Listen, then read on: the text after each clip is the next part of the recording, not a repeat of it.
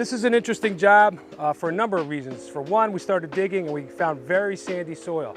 That's good for water infiltration. However, the reason why we're here is the customer's experiencing a lot of surface runoff and pooling around the house. That's been a big problem for them. The backyard is completely wet, and so we are correcting that. The other thing that makes this job interesting is normally you see us putting stormwater systems in. We're using infiltrators, we're sending the water underground to chambers. We're not doing that here.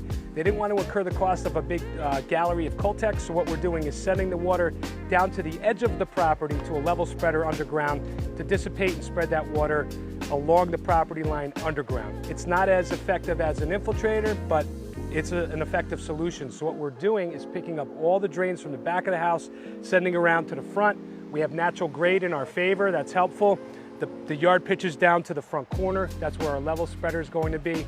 And the complicated part of this project, everything else has been relatively smooth other than some irrigation lines, but the complication here on this job is that rear patio. And we're picking up a sump pump discharge and 2 downspouts behind the patio. We had to come underneath the patio to achieve it. And the good news is that the stones were not set and on mortar, and the joints weren't pointed. That being said, we were able to lift the stones up relatively easy. They were just laid in stone dust, but then we had to dig. You can see our pipe carrying under the patio. We're obviously gonna have to reset all those stones when we're done.